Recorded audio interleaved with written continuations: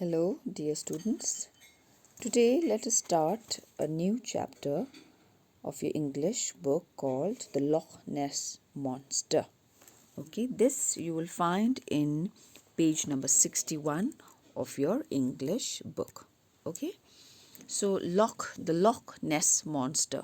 We've already looked at the word meanings, and the moment we come across the word loch, it means, in Scottish language, loch means lake. Okay, like a water body, a big water body, lake. Okay, so it's like the lake Ness. The name of the lake is Ness, and monster. Okay, now we've also understood what is the meaning of monster. Any something like an animal, but which is not a natural, very unnatural animal, probably large or small and weird looking and all of that. Such creatures are known as monsters. Okay, so here in paragraph 1 what we see is now we're trying to look at the monster who lives in the lake called Ness. Okay, now this is like I said, loch means lake in Scottish, so the story is mainly based in Scotland. Okay, and so basically here the very names sea serpent and the lake monster seem like creatures beyond reality. So monster भन्ने बित्तिकै हामीले of course त्यो real त होइन है, probably तपाईँहरूले अब त्यो मुभिजतिर कार्टुनतिर देख्नु भएको छ होला. सो इट्स समथिङ बियोन्ड रियालिटीदेखि हट्के है मेबी भन्ने त्यस्तो खालको. And remember in the introduction section we had looked at creatures, names of creatures like yeti, and मैले in a very local context मैले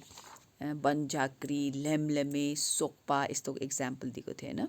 So what are they? We don't know. हो कि होइन, we can't be absolutely certain. But कथाहरू, there are tales and stories of. So त्यस्तै प्रकारले Loch Ness monster को पनि त्यस्तै कथाहरू छ. Okay, and so it is said over here that from Scotland, from Siberia to Scotland, wherever there's water, and if the water is deep, people have reported about the sightings of these creatures, that these creatures exist भनेर उनीहरूले sightings दिनुभएको छ. Okay, so there is an incident यहाँ भनेको छ कि not only one, not only two, a few people, but यस्तो समय there's such an occasion also जहाँनिर crowds of up to 200 people have also cited some monsters or some creatures existence. Okay, so here, so basically whenever people see and something they've never seen before, उनीहरूलाई के लाग्छ कि what is this mysterious form, के चाहिँ देखेँ मैले, यो के चाहिँ होला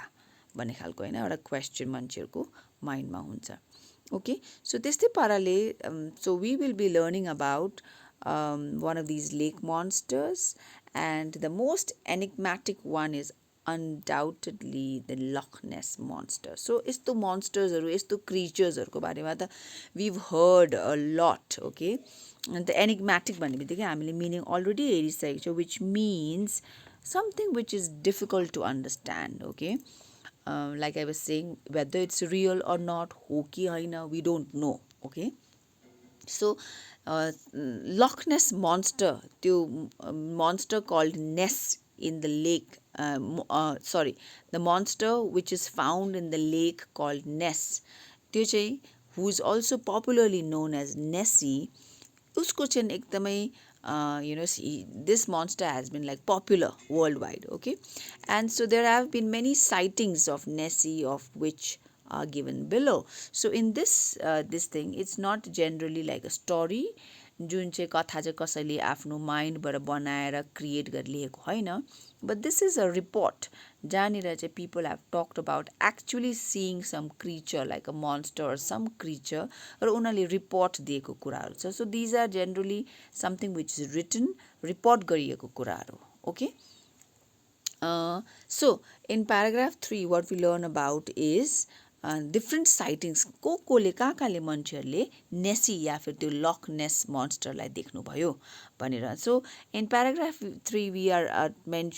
they mention Mr. and Mrs. George Spicer. So this George Spicer is a London businessman and his wife. Okay, so they live in a little town of Foyers and उनीहरूले भने चाहिँ 1933 को जुलाई 22nd 1933 को कुरा गरेको छ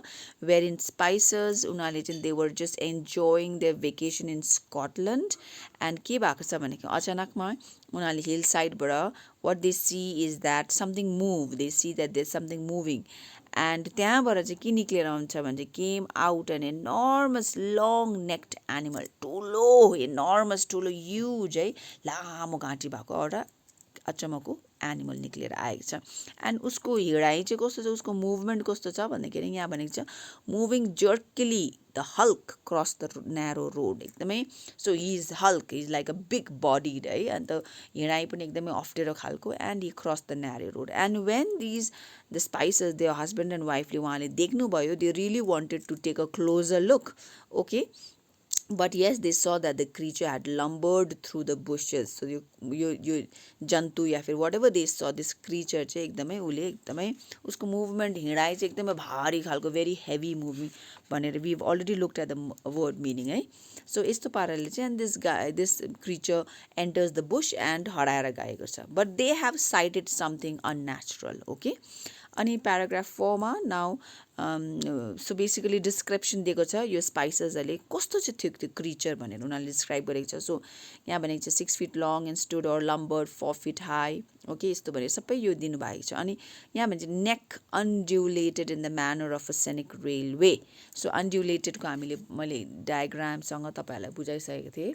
एकदमै वेभ जस्तो जुन मुभमेन्ट हुन्छ माथि मुनि द्याट इज अनड्युलेटेड ओके सो घाँटी पनि उसको लामो भएर होला वेन ही वक्स त्यो घाँटी चाहिँ एकदम लचक भएको जस्तो like some movement they okay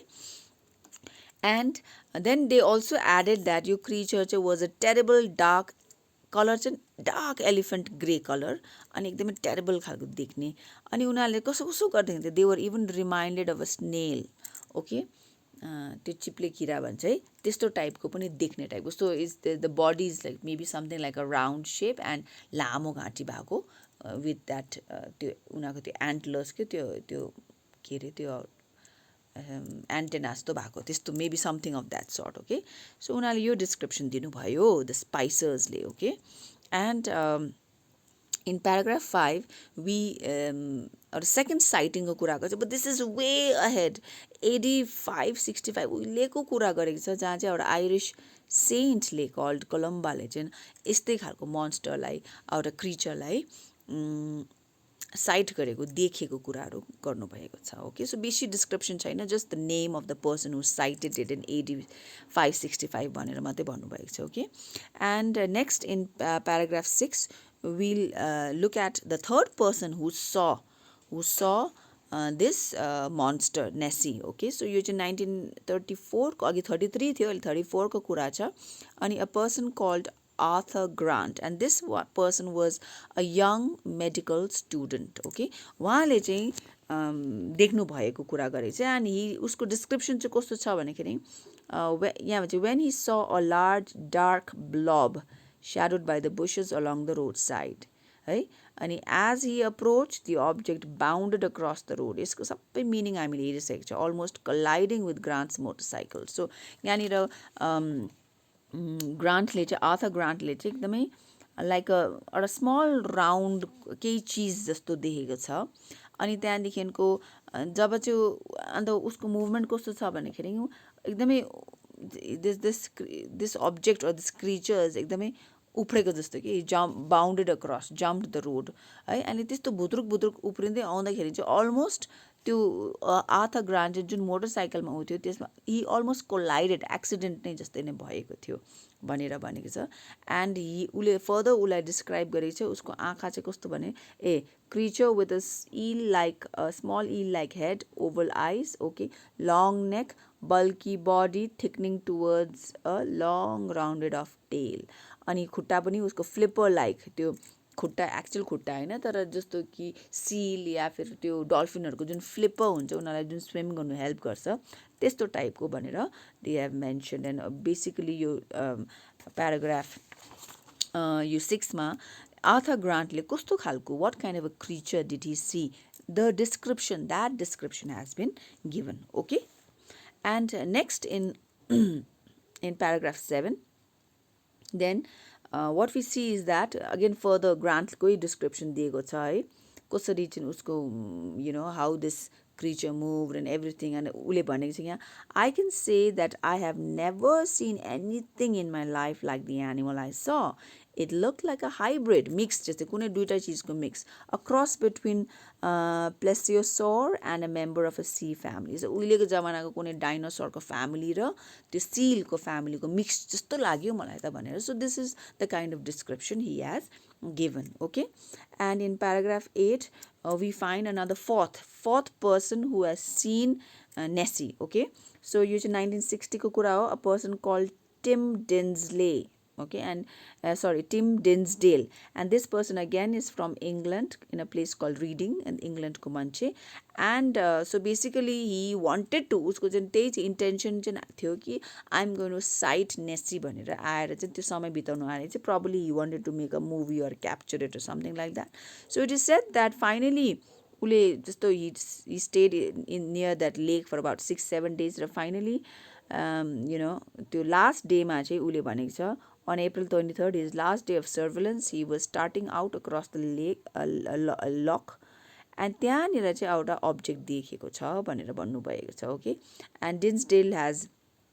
then probably उले भनेको छ उले दूरबीन लगाए बाइनोकुलर्सले हेर्नु भन्नुभएको छ then he is even shot उले त्यो फिल्म पनि गरेको छ मुभी रेकर्डिङ पनि गरेको छ भनेको छ है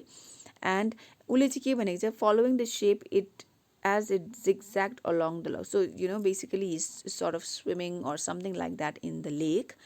and zigzag movement मा हिँडिरहेको थियो यता जाँदै फेरि लेफ्ट राइट गर्दै जाँदैछ and submerged resurfacing submerging so पानी भित्र डुब्दै फेरि रिसर्फेस निक्लिँदै फेरि डुब्दै फेरि यस्तो खालको मुभमेन्ट चाहिँ यो team डिन्सडेलले he has described okay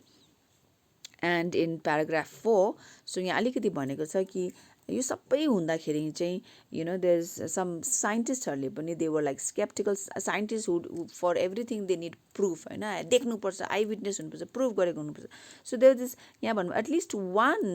skeptical scientist was persuaded that there was indeed something unaccountable and worth searching for in the waters of Loch Ness so probably after this some scientist was interested and उले त्यो Loch Ness मा त्यो लेक मा उले त्यो क्रिचरलाई find गर्नु probably he has done a research okay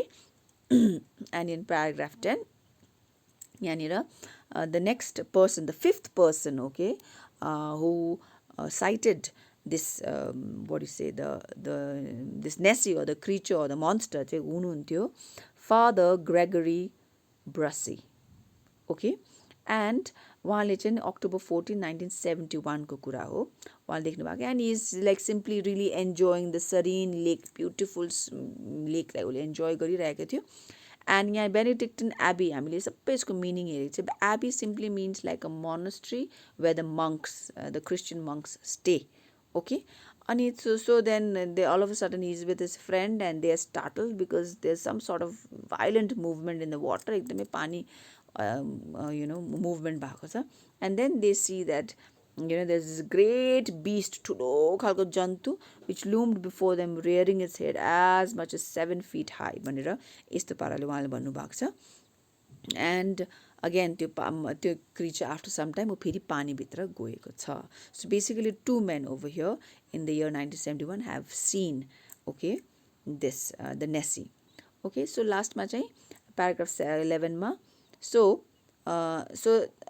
before this Father Gregory saw it seems many monks from the abbey had